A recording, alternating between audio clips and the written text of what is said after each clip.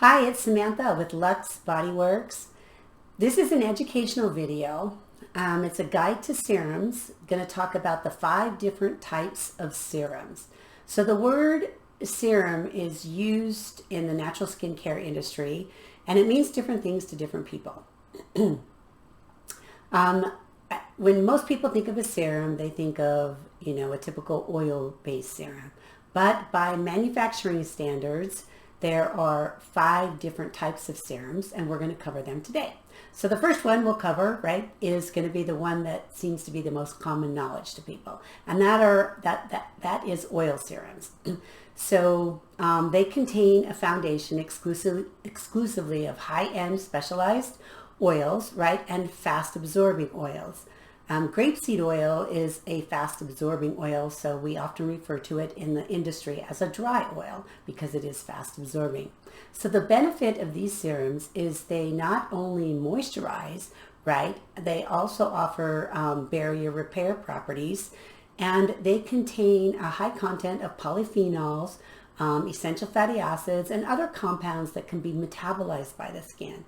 So polyphenols are a particular type of compound that are found in like food plants, and there's about 8,000, I think more than 8,000 have actually been identified, but these have very high antioxidant properties.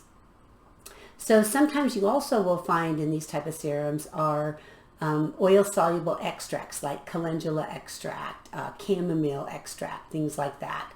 And these can have a notable effect on the skin. And then as well as an aroma blend added, just to provide an overall benefit. And we know that some aromas, like in example, frankincense, has got some really good skin benefit properties. So oil serums provide moisturizing and barrier strengthening to the skin. Now, we have one, It's the Carame Organic Facial Gold Serum.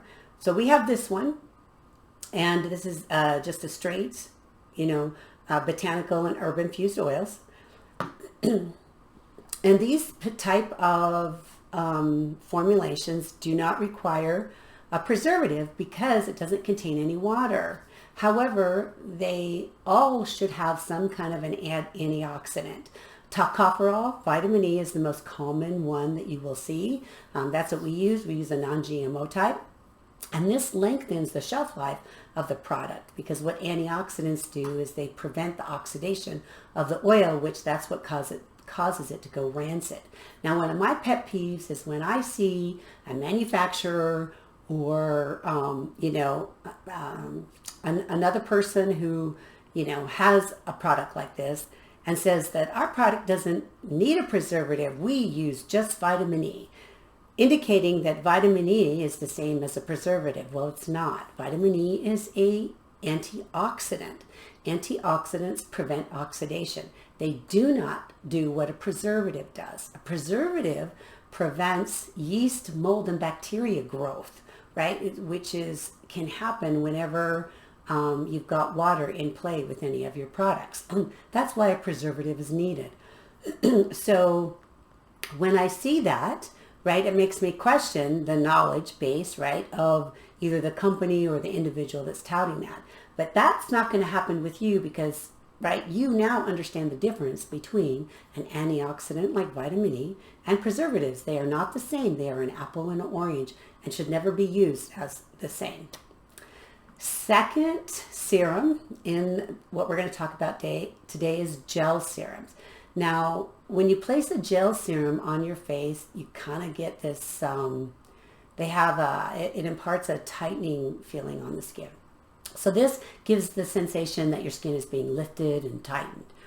And because this serum is water-based, it's got the opportunity to have a lot of botanical water-soluble ingredients as part of that makes it more challenging to deliver in an oil-based product, In fact, in just a straight oil-based product, you can't take advantage of water-soluble active ingredients.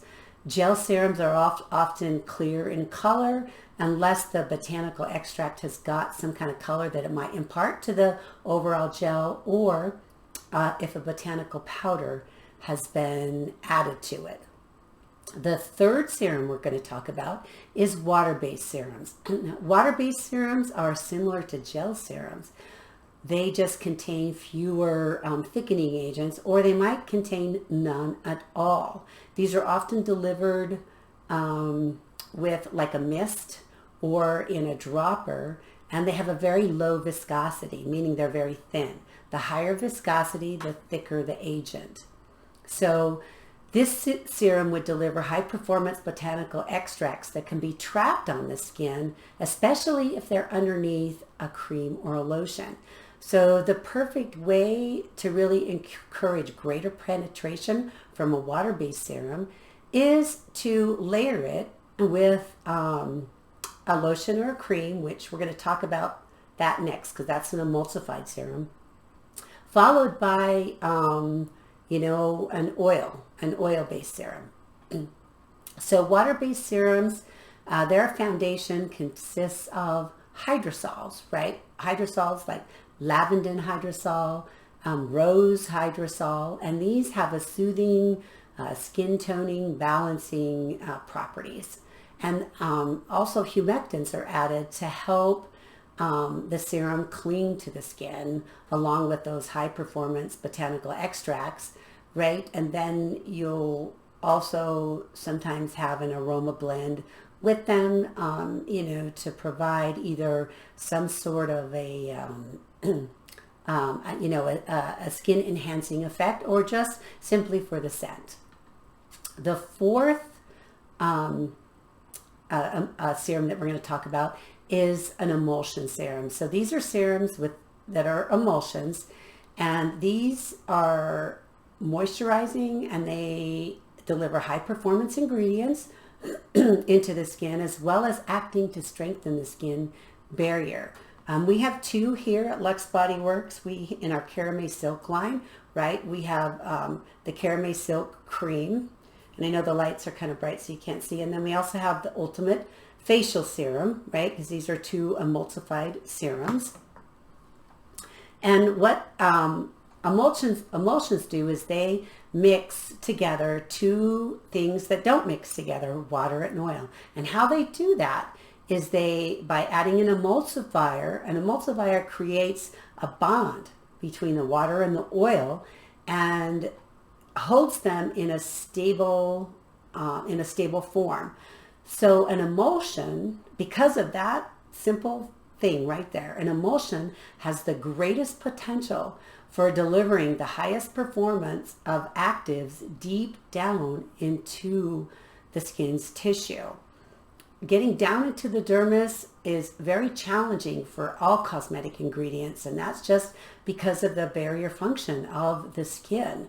But that blend of oil and water is best suited for achieving this impressive task. Emulsions also deliver moisturizing properties to the skin, as well as strengthening that skin barrier function.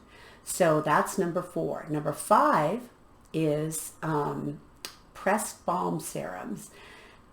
We don't often think of these as serums because we think of serums being more liquid, but a balm serum takes on, right, the form of a solid. And they actually started trending in 2017, 7 years ago. And this is the only serum out of the 5 that has that solid form. So a balm serum's foundation is typically butters, waxes, and then high active oils, right, that can deliver moisturizing properties to the skin. The butters and waxes create an occlusive layer on the skin, which is very moisturizing and nourishing because it prevents water loss. And then it also gives the active ingredients an opportunity to work their magic on the skin.